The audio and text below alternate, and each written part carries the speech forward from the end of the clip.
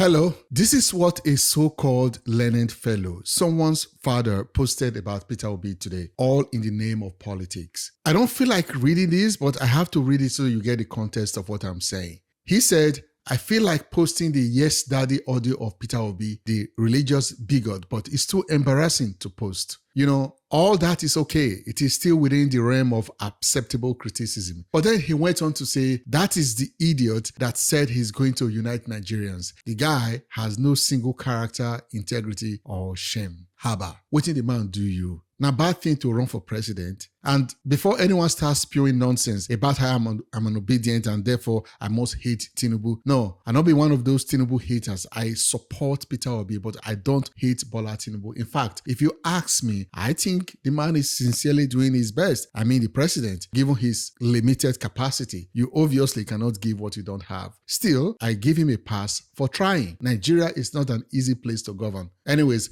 back to the blue-collar moron that's insulting someone's father unprovoked. The most painful part of all this is the silence of many journalists and commentators in Nigeria who constantly accuse Obidients of being online bullies. They cannot claim they did not see Deji Adeyanju's post. They cannot claim they don't regularly see the insults, the mockery, the vitriol, and the name-calling coming from many supporters of President Bola Tinubu and other political camps. Yet, the moment an Obidient responds, most times in defense of Peter Obi, the likes of Reuben Abati and others suddenly rush to their microphones to lecture us about political intolerance, cyberbullying, and the need for civility. Where are those lectures now? You may disagree with Peter Obi, you may challenge his record, criticize his policies, or question his political decisions. That is part of democracy. But calling him an idiot, a religious bigot, and a person without character, integrity, or shame is not intelligent political criticism.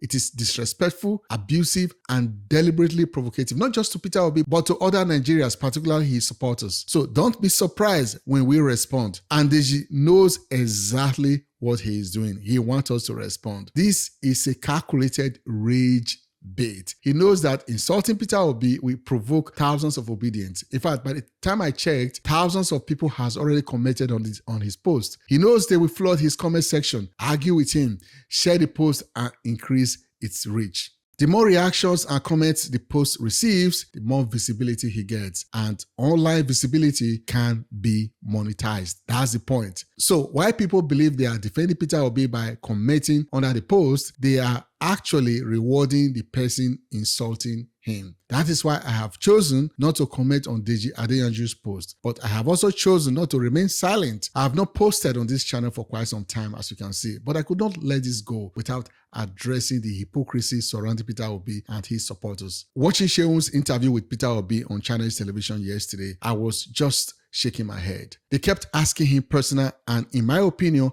largely unhelpful questions instead of focusing on the serious problems. These are questions they would never dare to ask Atiku Abubakar, Bola Tinubu, or even Omoyele Sowore. In fact, they will not even dare ask Rabiu Kwankwaso, the vice presidential candidate under Peter Obi, these idiotic questions. Why is Peter Obi always treated differently? Why is he constantly expected to explain every statement, every supporter, every rumor, every social media argument, and every person who claims to speak on his behalf?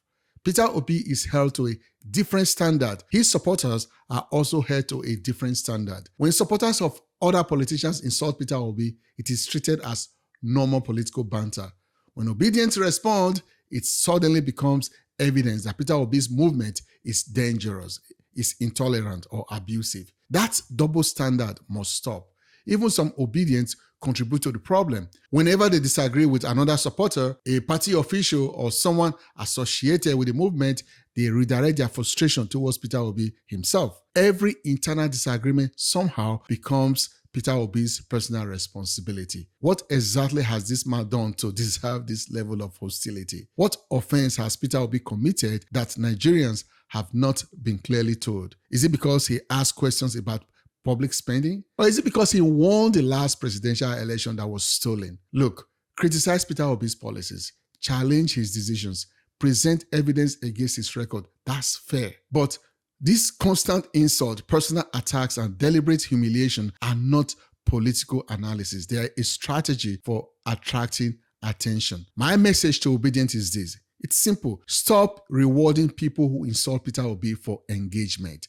Do not comment under their obvious rage bait posts. Do not spend hours arguing with people whose business model depends on provoking you. Do not help them to trend. Do not increase their reach. Do not allow your anger to become their income. Take a screenshot when necessary. Respond through your own platform if you have one. If not, come to my platform and respond. Correct misinformation with facts. Discuss Peter Obi's ideas. Record vision, but do not turn another person's abusive post into a viral success. Silence under their post does not mean weakness. Sometimes refusing to engage is the strongest possible response. Let them insult Peter Obi in an empty comment section. Let's see how they will continue. Let them discover that Obidients are no longer available to be used as free engagement tools. And to the journalists who are always waiting to condemn Obidients, your credibility requires consistency. I'm sure you know that if you learn anything in the school of journalism. If insults are wrong, condemn them regardless of who is responsible. If political bullying is unacceptable, speak against it, whether the target is Peter Obi, Bola Tinubu, Atiku Abubakar, or anyone else. You cannot remain silent when Peter Obi is attacked and suddenly grow spine and become a defender of civility when his supporters respond. That is not journalism. That is selective outrage. I'll see you in my next post. Bye for now.